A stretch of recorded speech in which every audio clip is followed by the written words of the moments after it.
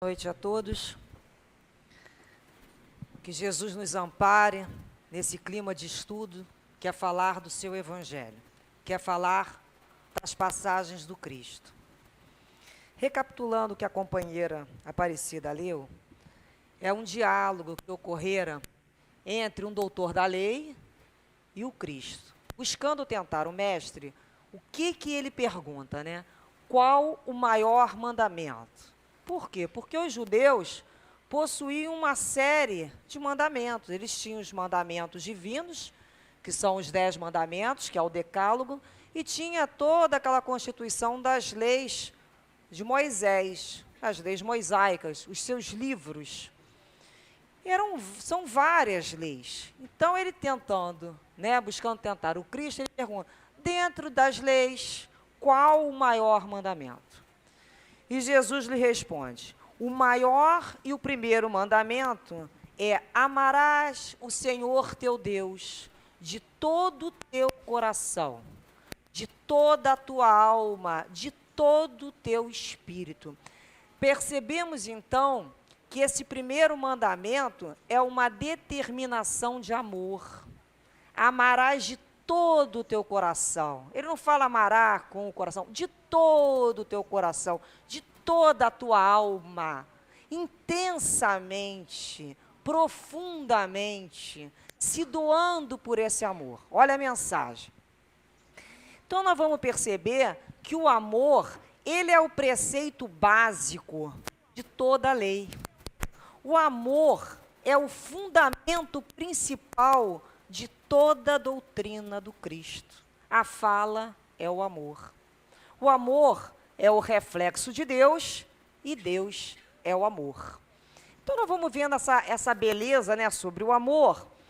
Quando Jesus, na realidade, ele vem nos oferecer com esse primeiro mandamento, primeiro, o reconhecimento dessa paternidade divina. E segundo, a resignação e a obediência a esse Pai. Por quê? Porque ele vem trazer ao mundo um amor diferente que os judeus conheciam em relação a Deus. O que o Deus representava para o povo judeu?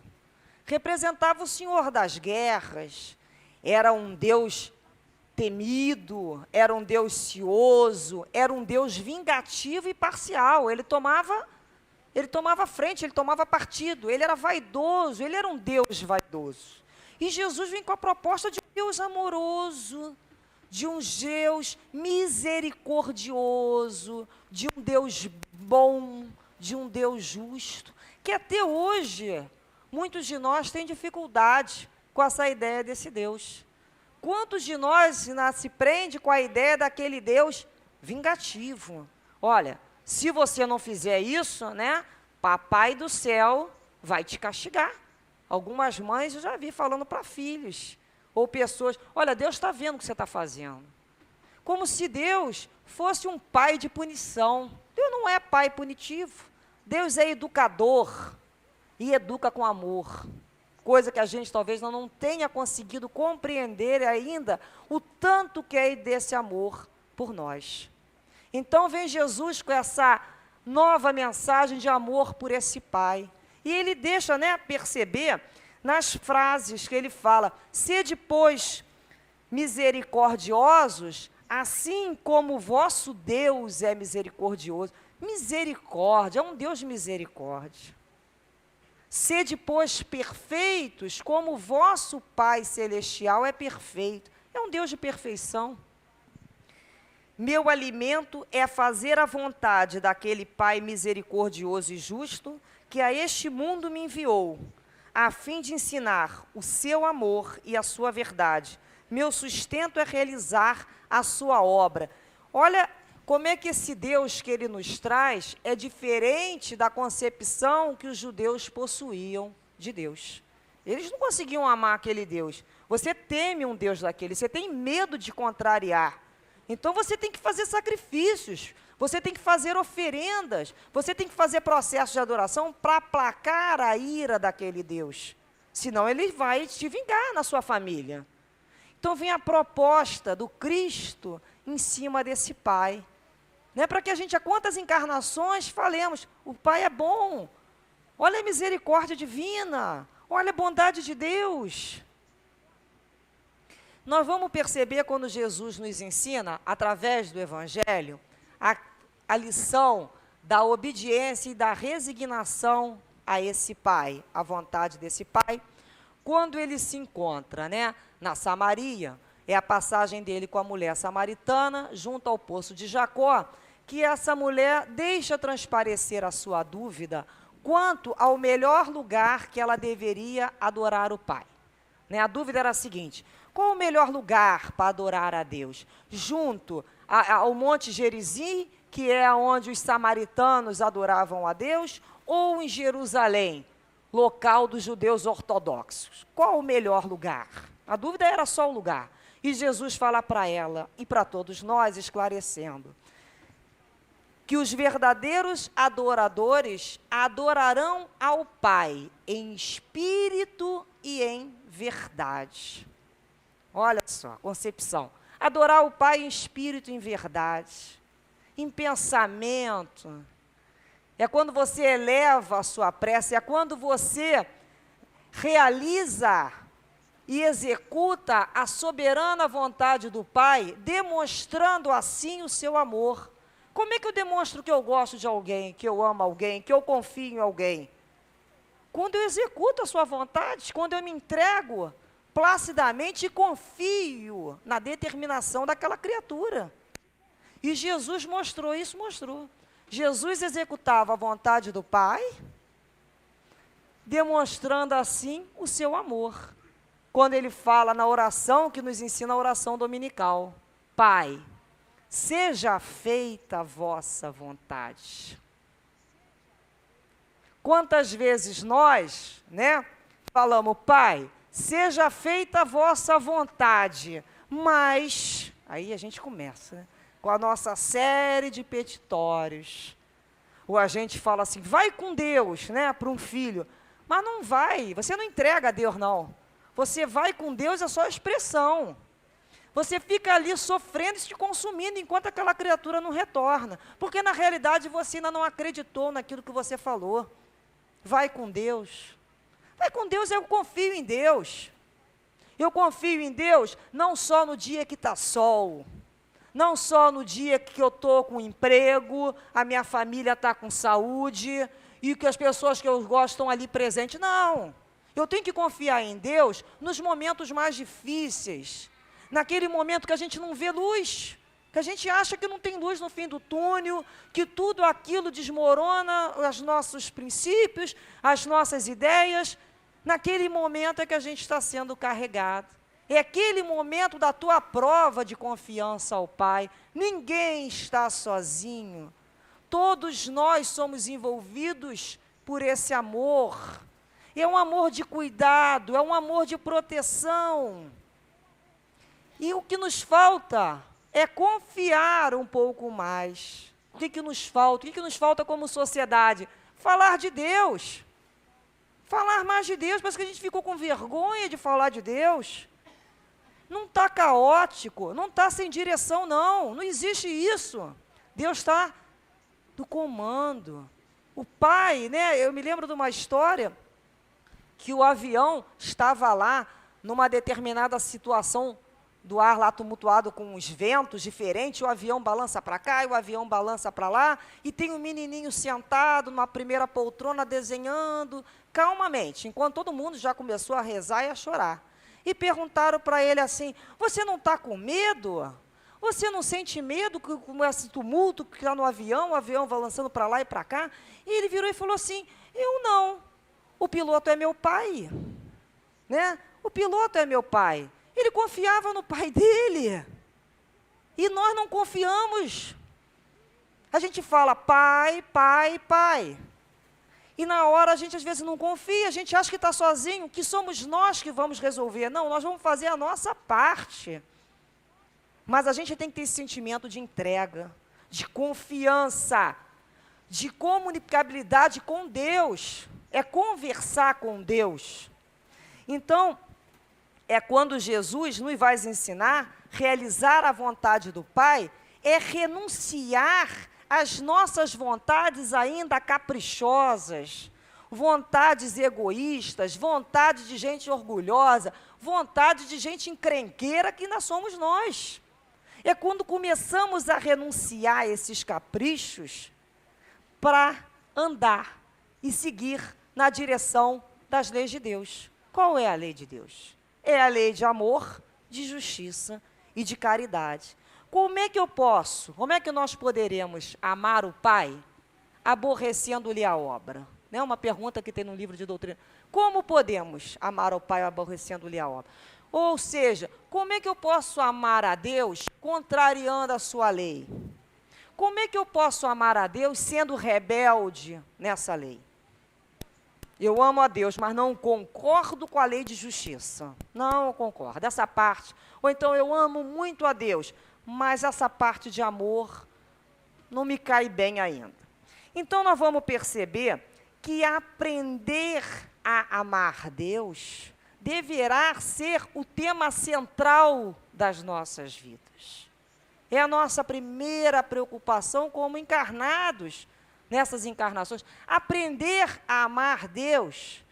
Todo o resto é acessório, é desenvolver esse amor, é aprender a olhar tudo que vai de encontro, contrário às leis de Deus, e me desprender daqueles pensamentos, daquelas ideias, desprender, renunciar, né? E começar a substituir pelo novo padrão, um padrão mais coerente, um padrão evangelizado, porque na medida que o espírito evolui, na medida que o espírito amadurece, ele começa a buscar valores mais altos. Ele começa a buscar Deus, ele passa a buscar caminhar nas leis de Deus, e esses espíritos vão evoluindo a tal ponto que se deixam levar, poderíamos chamar assim, pelas correntezas, né, do amor. Que a lei de Deus é lei de amor. Então é quando o espírito entende que ele não vai mais reencarnar para fazer a vontade dele. Isso nós já viemos fazendo há muitas encarnações. Batendo o pezinho e caprichosamente viemos aqui para fazer as nossas vontades. Tem uma hora que a gente tem que entender que a gente tem que andar na lei. Então é quando a gente começa a substituir os nossos padrões mentais. Continuando a resposta do Mestre Jesus ao doutor da lei, ele falou sobre o primeiro mandamento. Ele continua assim: o segundo mandamento, são dois, o segundo mandamento é semelhante ao primeiro. Quando ele fala é semelhante ao primeiro, significa é tão importante quanto. O segundo mandamento é semelhante ao primeiro, é tão importante quanto. Qual é o segundo mandamento? Amarás o teu próximo como a ti mesmo. Toda a lei e os profetas estão encerrados nesses dois mandamentos. Toda a lei e o profeta estão encerrados nesses dois mandamentos. Ou seja, Jesus sintetizou todas as leis de Deus nesses dois mandamentos. É como se falasse assim: para que serve a Bíblia, né, o Antigo Testamento e o Novo Testamento? É para dizer para você amar. E o resto é para falar do amor. A essência é o amor. Para que servem aquelas passagens todas? Servem para falar de como você vai chegar a amar. Mas a ideia principal é o amor. Todo o restante é para dizer sobre isso. Por isso que ele deixa tão claro toda a passagem dele sobre a questão do amor. O que ele fala? Só o amor é capaz de cobrir a multidão de pecados. Então não vai ser pelo processo só expiatório, sofrimento, meus pecados, eu vou ter que me punir, sofrer, né? Não, o amor, se eu aprender a amar, eu sou capaz de cobrir com os meus gestos de amor a minha montoeira de pecados. Então, quando ele fala, só o amor é capaz de cobrir uma multidão de pecado, só o amor, né, é capaz de gerar na criatura, trazer à criatura o sentimento de equilíbrio e de felicidade. Quem tem o sentimento do amor, né, esse sentimento conduz um espírito a um determinado ponto, né, uma altura no sentido, atinge a um ponto no sentido espiritual que o mantém, né, protegido. É uma couraça, nada mais o atinge. Ele passa a ter uma visão de amplitude, de serenidade. É aquela criatura que está em harmonia com a lei. Tem aquela criatura que nada contra a maré, e tem a criatura que nada em harmonia com a maré. Então, esse sentimento do amor eleva a criatura a esse ponto que nada o atinge. Porque a criatura que ama, ela não vive na defensiva. Ela não vê o outro como fazendo aquilo para atacá-la. Ela não tem esse olhar. Quando o outro insistentemente ataca, ela vê o outro como um irmão precisando de ajuda. Um irmão que ainda se encontra doente. Porque alguém que perde o tempo para fazer o outro sofrer, sem dúvida nenhuma, é um doente. Ninguém em sã consciência perde o tempo para fazer o outro sofrer. É um doente. E assim a pessoa que ama busca auxiliá-lo. Então, como é que vai atingir a esse espírito? Não tem como. Ele se coloca, né? A visão dele é ampla. Ele pega toda a compreensão, ele é tranquilo. É aquela criatura que se encontrou consigo mesmo. É aquele que é bem-aventurado. É aquele que tem harmonia. E é isso que a gente quer buscar. Então, a vida de Jesus, o tempo todo, foi vivenciando esse amor, né? E nos ensinando, pelo exemplo, trouxe um novo padrão de pensamento. Como a nos dizer assim, olha só, prestem atenção, né? O Dr. Herman fala isso para a gente também. Quantas vezes? Presta atenção, o caminho é esse. Olha só por onde vocês estão andando. Preste atenção no roteiro. Prestem atenção. Caminhem nessa direção, na direção do amor. Esse é o caminho. É como se ele nos alertasse em todas as suas passagens, em todos os seus momentos que a gente estuda, relê, é essa atenção que ele nos chama. Presta atenção para esse padrão, presta atenção para caminhar junto ao amor. Então a gente vai nessa busca desse padrão, reencarnando várias e várias vezes. Não é assim que a gente vai ter que fazer? A gente reencarna para quê? Para modificar os padrões que nós trouxemos de outras vidas. Certos padrões. Nós reencarnamos para modificar padrão. Modificar a maneira de pensar, modificar nossas ideias, modificar nossos objetivos, modificar as nossas programações mesmo, mentais, que nós fizemos ao longo das nossas existências. E nós vamos começando, né, a doutrina espírita nos permite essa beleza, conduzir os nossos pensamentos, por que padrão? Pelo padrão do Cristo. Vocês percebem que a gente faz isso? Com o estudo, com as palestras, a gente começa a pegar aquele pensamento que ia meio para um lado, outra hora por outro, né, de tantas encarnações passando aí numa série de situações, e a gente vai buscando. Por que que a gente vai buscando? Porque isso não vai ser feito assim, contra a nossa vontade. Nós é que vamos buscar. Nós vamos buscar nos conduzir pelos padrões de Jesus. Falando realmente que Jesus é um mestre a nos guiar, é a luz a iluminar o nosso caminho. Por isso é que nós dizemos o quê? Que Jesus é o caminho, a verdade e a vida. E assim a gente vai se deixando levar por esse influxo do amor, desses novos pensamentos. como é difícil no começo, né? Que a gente começa na doutrina espírita, né? A gente parece que está botando uma roupa que não encaixa de jeito nenhum. A gente acha que nunca vai dar. E a gente começa e vai fazendo uma força para conduzir. A gente ainda é muito rebelde. E essa doutrina espírita, né, com a paciência desses benfeitores e amigos espirituais da casa e de cada um de nós, vai nos conduzindo, porque Deus não agride ninguém.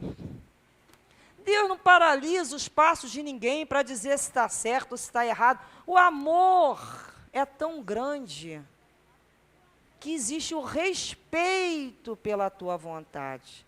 E Ele conhece a lei, as leis dele. E a lei é lei de progresso. E se a lei é de progresso, não há quem resista. Vocês já viram alguma plantinha que o sol está aqui e ela nasce para lá? Eu nunca vi. O nome disso chama-se, né, nós poderíamos dizer, o tropismo divino. É irresistível a presença desses mentores, dessa energia de amor. É o tropismo divino nos convidando a nos direcionarmos para a luz. É irresistível. Então, a gente vai percebendo que para implantar esse reino de Deus, né, nos nossos corações, é preciso nascer de novo, reencarnar, muitas e muitas vezes, até aprender a amar como Jesus nos amou. No Novo Testamento, em João capítulo 13, versículo 34, só um pedacinho, Jesus fala assim: um novo mandamento vos dou. Quer dizer, ele sabia que tinha dado os dois, ele fala, um novo mandamento vos dou. Que vos ameis uns aos outros, como eu vos amei a vós. Que também vós, uns aos outros, vos ameis. Nisto, todos conhecerão que sois meus discípulos, se vos amardes uns aos outros. Mais um mandamento, mandamento de amor. Amai-vos uns aos outros, como eu vos amei. Como é que Jesus nos amou? Incondicionalmente, não tinha condição. Ele me ama como eu sou. Olha que dificuldade, nem eu me amo como eu sou, a gente briga com a gente pra caramba. Ele me ama, a gente vai parando para pensar, se ele me ama como eu me amo, por que eu não aprendo a me amar? O meu benfeitor, que é meu benfeitor, me aceita como eu sou e eu não aceito como eu sou. Você vê como é que a gente é difícil, né? Então, Jesus, aprender a amar como Jesus. Então, é todas essas, até a folha que vocês leram hoje, a regra de ouro. Fazer ao outro aquilo que gostaria que os outros lhe fizessem. Né? Que o outro lhe fizesse. Amar ao próximo como a si mesmo. Aí fica aquela pergunta. Quem é o outro? Quem é o próximo? Quem é? Eu posso amar aquele próximo que mora assim, lá no outro estado, e que só vejo só no Natal? Vale? Vale, né? É um começo. Quem é esse próximo? Mais próximo é aquela criatura próxima mesmo, aquela que tira o dia inteiro para atazanar a minha cabeça, aquele é o próximo, senão não tem graça. Se vos amardes apenas aquele que vos amam, até qualquer um faz, né? Na passada eu dizendo, qualquer um faz. Cheirar, achar gostoso o que é cheiroso, todo mundo acha. O difícil é amar aquele que não te ama. É aquele que te olha atravessado. É aquele que você passa anos e anos tentando conquistar aquele coração e não conquista naquela encarnação, não. Porque a gente cismou que a gente é irresistível. Não é não? E é o máximo da vaidade pessoal acreditar que todos vão gostar da gente. Não vão. Às vezes a gente leva muitos anos, perde muito tempo acreditando que todo mundo tem que gostar da gente. Não vai gostar, não. Se falar bom dia, tá bom demais às vezes. A gente é difícil também. Então, essa conquista, né, Você vai aprendendo, você fez a tua parte, o outro não gostou, mas tem o outro que gosta. Mas você quer que aquele ali é que goste. O outro que está atrás de você, procurando você, não serve. Você quer aquela criatura a mais difícil. O ser humano gosta desse desafio. Então, quem é esse outro? Esse outro é aquele que me faz crescer mesmo, que me convida à reflexão, a eu pensar que tem direito a não gostar de mim. Que, afinal de contas, foram todos que gostaram de Jesus, que aceitaram Jesus? Um homem daquele, uma lição daquela. Eu, sem pretensões, né? A gente começa a se colocar no nosso lugar e ficar mais tranquilo. Tem um livro chamado Ramos da Videira, do irmão José. Na lição 14, ele fala assim, retirei um parágrafo. Sendo todos os homens filhos do mesmo Pai, o outro é a tua própria parte, que não desconsiderarás, sem que, em essencial, te desconsideres. Vou repetir. Sendo todos os homens filhos do mesmo Pai, o outro é a tua própria parte, que não desconsiderarás, sem que, em essencial, te desconsideres. Vamos lá, então. Filhos do mesmo Pai. Então, nós não somos desconhecidos. Nós somos irmãos. Nós somos irmãos. Ou nos encontramos em encarnações antes, ou vamos vir a nos cruzar daqui para frente. Somos irmãos. Somos filhos do mesmo Pai. O outro é a tua própria parte, ou seja, o outro é meu semelhante. O que é uma coisa semelhante? É meu igual. O outro é minha outra parte. Então, na realidade, quando eu caminho com o outro, né, eu projeto nele a minha sombra. E começo a reparar, com muita facilidade, os defeitos dele, as dificuldades, as angústias que ele carrega. Começo a reparar que ele é uma pessoa ansiosa, começo a reparar que ele está nervoso agora aqui, ó. Começo a reparar uma série de situações, né? Por quê? Porque, na realidade, eu estou recebendo o meu lado sombrio, que se projeta nele. Por isso que é tão fácil. Senão, não repararia. Que aquilo está dentro de mim, aquilo não me incomoda.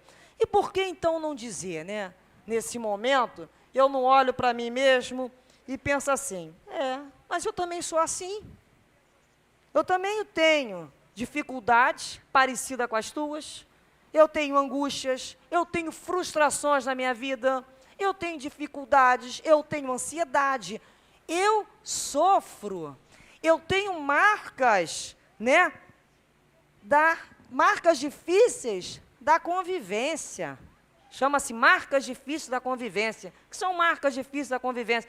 Marcadas pela minha intolerância com o outro. Eu sou intolerante, eu sou exigente, porque eu faço cobranças ao outro de virtudes que eu não possuo. São as marcas difíceis da convivência. Nós queremos cobrar ao outro coisas que ele não possui. E a gente esquece que nós somos, na realidade, muito parecidos nas nossas dificuldades, muito semelhantes. Nós realmente caminhamos, não tem diferença daqui para ali, é tudo muito parecido. Se você já fez uma conquistazinha aqui melhor, eu fiz uma outra num outro setor, se a tua dificuldade é naquilo ali, a minha vai um pouco mais além. Nós somos gente difíceis ainda.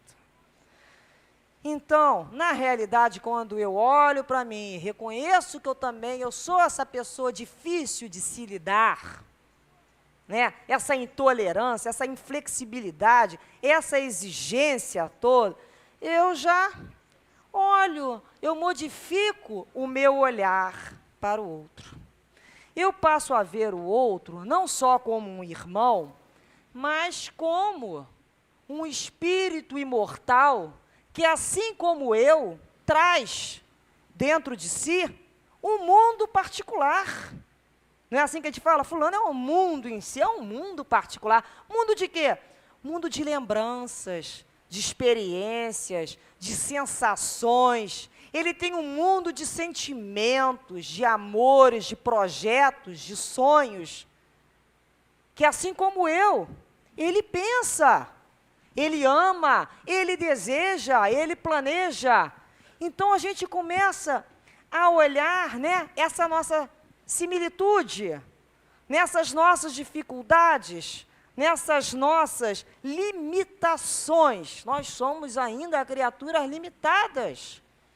E dessa maneira, fica mais honesto se a gente dissesse assim: meu irmão, eu te compreendo na tua limitação.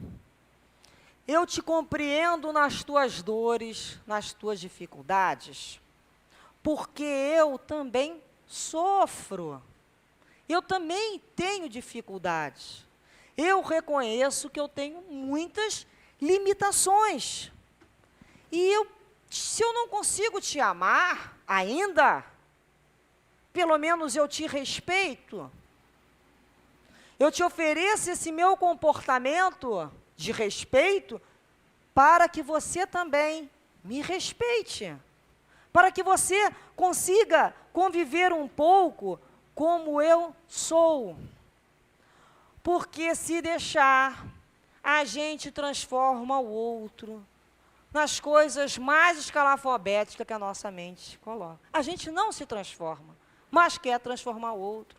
A gente quer dar conselhos para o outro que ainda não tem condições. Existe uma história de uma mãe que leva o filho a um sábio e pede ao sábio assim: por favor, fale para que o meu filho não coma mais açúcar, o açúcar está fazendo mal a ele. Aí o sábio olha para ela e fala assim: olha, retorne daqui a 2 semanas e vamos ver. Aí a mãe levou a criança embora. 2 semanas essa mãe retornou com a criança. Aí o sábio olhou no olho dele e falou assim: pare de comer açúcar. Aí a mãe olhou para ele e falou assim: peraí, esperou a criança sair de perto, falou assim: me explica uma coisa. O senhor esperou 2 semanas para falar essa frase? O senhor poderia ter dito há 2 semanas atrás essa frase? Aí o sábio falou assim: não, porque há 2 semanas atrás eu comi açúcar. Há 2 semanas atrás ele comia açúcar. Então, como eu vou te cobrar aquilo que eu não faço? Não é certo, não é honesto.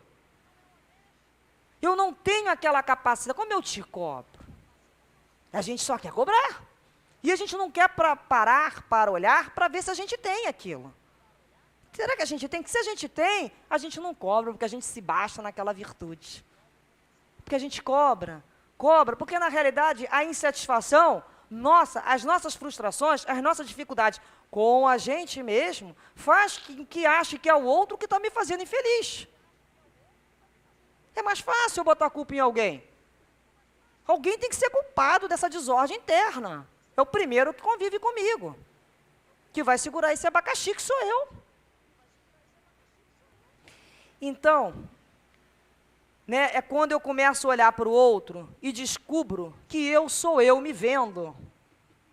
E a gente fala assim, o outro está fazendo aquilo. Paulo de Tarso fala assim: olhe e não caia. Está olhando uma situação ruim? Olhe e não caia. Porque geralmente a gente daqui a pouco está na mesma situação, porque a gente não tem aquela conquista, né? Tem uma, para ilustrar, né? Eu particularmente gosto dessas histórias, que eu acho assim, elas singelas nas suas, mas deixam uma mensagem interessante. Um pai e um filho num parque de diversões, e tinha lá uma sala escrita assim: Sala dos Ecos. Aí o menino quis ir, o filho quis ir. Aí falou assim: pai, perguntando para o pai o que era eco, né? E o pai levou até a sala e falou: olha, meu filho, a partir de agora, quando você, nessa sala, tudo que você falar, automaticamente, você vai obter uma resposta. Tudo que você falar aqui nessa sala. Aí o menino se empolgou, né? No que ele se empolgou, ele começou: feio. Aí vem aquilo: feio, feio, feio. Aí ele não gostou, aí ele: burro. Aí aquilo veio: burro, burro, burro. bobo, bobo, bobo, bobo. Aí ele foi ficando mais agitado e começou a falar uma série de palavras feias que se multiplicaram. Aí ele parou, começou a chorar e falou, pai, me leva embora daqui, que aqui tem um montão de gente mal educada. Quero ficar mais aqui não. Aí o pai falou para ele, meu filho, o eco, né, só estava repetindo aquilo que você dizia. Se você quer ouvir coisas boas, coisas bonitas, diga-as primeiro. A vida é como um eco. Ela te devolve aquilo que você deu. E com juros e correções monetárias, geralmente. Então, se queres ser amado, comece por amar. Mas comece por amar aquele coração que está necessitando do seu amor.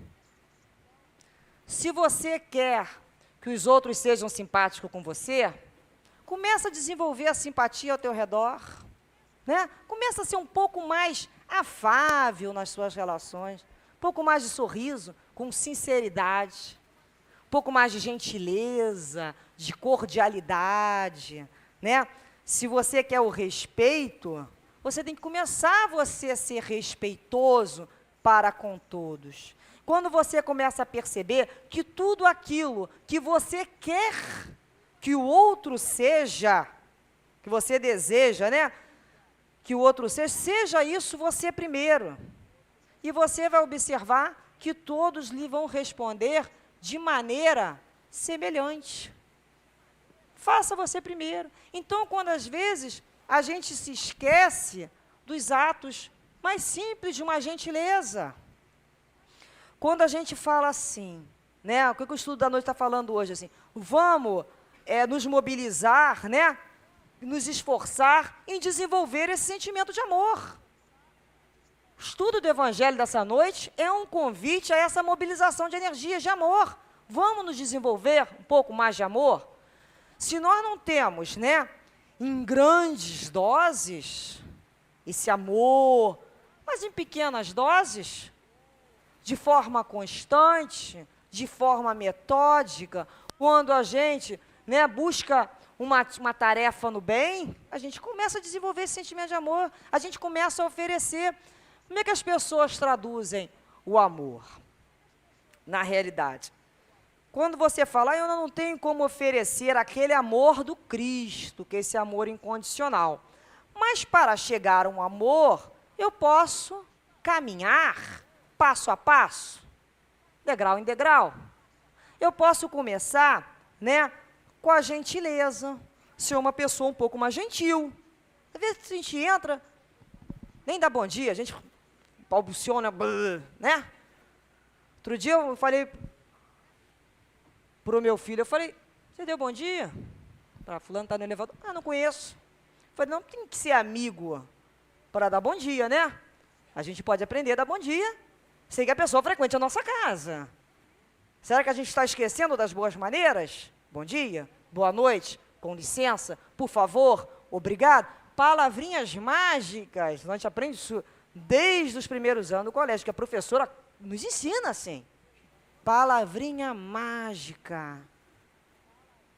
Por que que depois que a gente cresce, a gente acha que a gente é tão autossuficiente que não precisa mais usar essas palavrinhas? Eu não preciso mais agradecer a ninguém?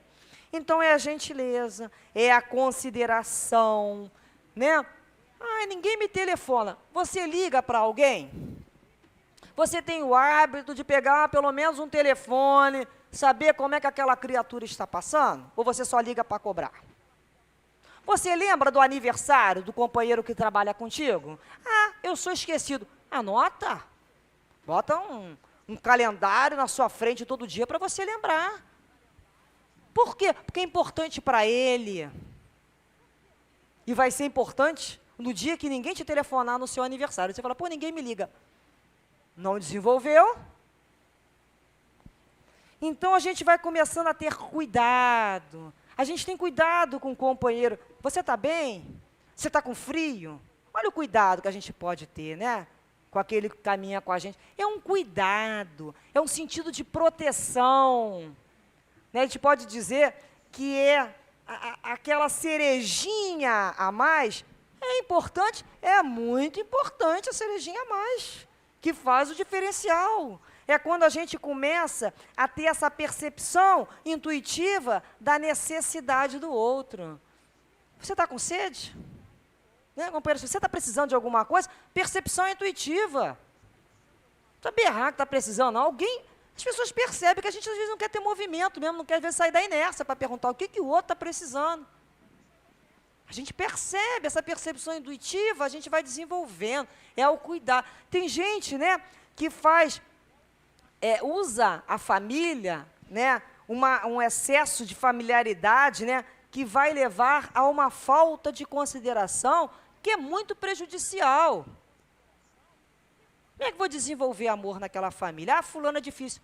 Nós somos difíceis, mas às vezes a criatura na rua não tem coragem de reclamar lá com o chefe, com o colega de trabalho, ou lá da condução, o que for. E vai chegar em casa e vai entender que aquele que está na casa é o alvo. Isso não é justo, isso não é certo. Isso vai fazendo o quê com as relações? Vai desgastando. Então, a gente tem que ser cuidadoso com os nossos familiares. Por que na rua é mais fácil eu ser gentil, eu sorrir? Por quê? Porque vocês não convivem comigo. Realmente, é bem mais fácil. Né? De perto, ninguém é normal. A gente é muito melhor de longe. Eu, principalmente. Mas não tem jeito, vai ter que conviver. Vai ter que conviver. É um aprendizado difícil conviver com o outro. Por quê? Porque nós somos agrupados por afinidades. Por que esse outro é difícil? Porque eu sou difícil. Quem é aquele outro que está na minha casa? Aquela criatura, ou aquelas criaturas, são companheiros que eu me comprometi, que eu me envolvi, que eu, de alguma maneira, devo a eles o mínimo de compreensão nessa encarnação. Tem gente que a gente vai falar assim, vai conseguir amar? Vai ter que conseguir amar. Como espírito, vai ter que conseguir amar. Mas naquela encarnação, não é suficiente.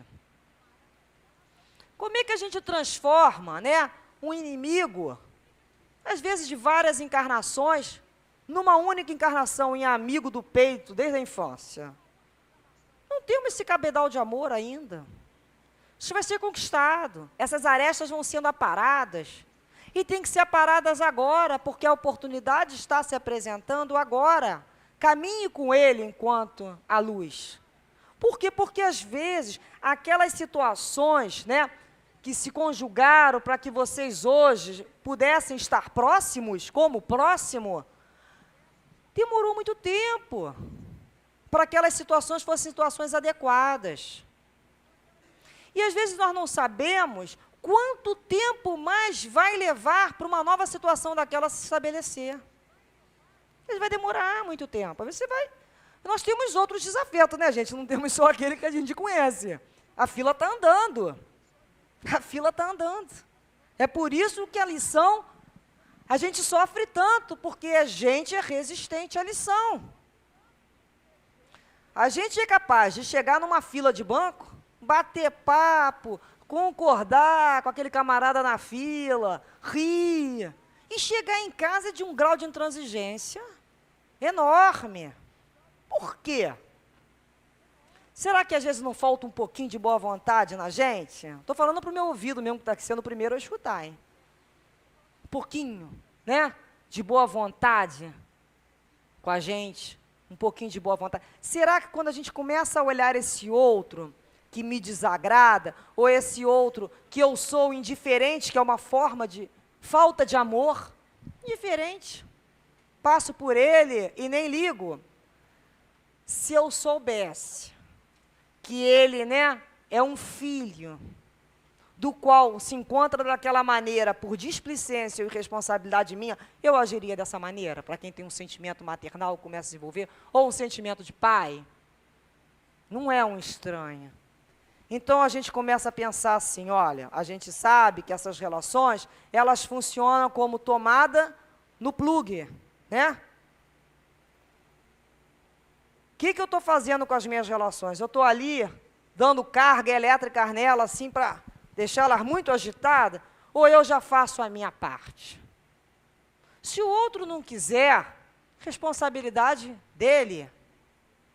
Eu tenho que fazer a minha parte, dar o meu passo em direção a ele. É momento de encontro. É difícil? É. É muito difícil. Não estou dizendo que é fácil. A gente sabe que determinadas situações mexem. Mas mexe com o quê? Mexe com a nossa vaidade. Mexe com o nosso orgulho. Mexe com uma coisa chamada amor próprio. Mexe é com isso. Não nos enganemos. É isso que mexe. Então, a gente percebe o quanto a gente ainda tem desses ingredientes dentro da gente que nos impossibilita de voos mais altos, de locais melhores, de ambientes melhores. A gente sabe que o amor, né? Esse amor incondicional, a alma se amplia. Como é que a gente sabe disso? É só você ficar na presença junto a, quando você sente a presença do seu benfeitor espiritual, do seu guia, né? Ou dessa casa que você fica aqui, sob essa égide, nesse sombreiro, né? Eu costumo dizer que é nesse sombreiro. Essa sensação de equilíbrio, que a gente sabe que não é conquista nossa ainda. Ainda não é. Fica afastado muito tempo que você descobre que não é seu. O seu não perde. É deles. Que, né, generosamente divide conosco. Quando a gente vem nessa casa, o que nós recebemos? Recebemos esse amor, é essa sensação que a gente está sentindo de equilíbrio, de paz, de harmonia. A gente sai daqui respirando outra atmosfera. E nós poderíamos ter esse filtro dessa produção de amor dentro da gente.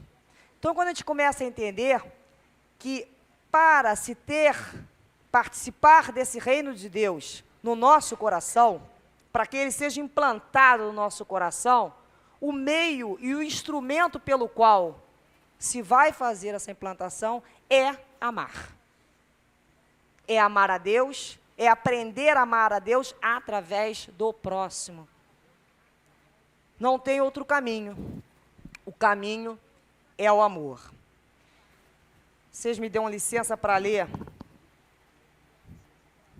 Já tem um tempinho? 5 minutos?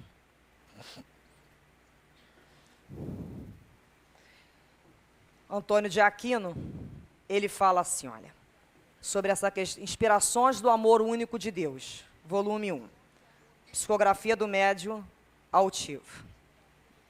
Com esse sentimento, com essa reflexão, façamos uma promessa a nós mesmos, dizendo assim, Senhor, eis aqui aquele que precisa aprender a amar.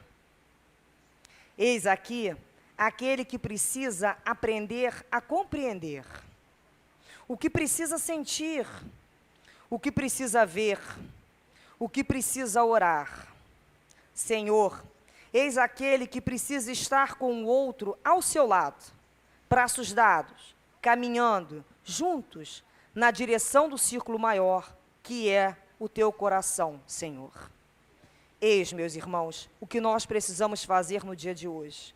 Nos dias que se seguem, nos dias que se seguirão, todos os dias, sempre nos recordando de Jesus, o nosso Mestre, o grande Senhor de nossas vidas, o Mestre que nos ensina a amar silenciosamente, através de uma família, abnegadamente, quando nos doamos em favor de uma causa, generosamente, servindo a alguém, autenticamente, sentindo com pureza o verdadeiro amor. Ele, Jesus, o nosso Senhor, estica as suas mãos, abençoa-nos e diz, segue coração. Antônio de Aquino. Que nós possamos termos esse desejo profundo de caminharmos em direção a esse aprendizado, a amar, com a certeza que todos nós conseguiremos fazer essa conquista, que isto é uma conquista, conquistar o amor. Que Jesus abençoe a cada um de vocês.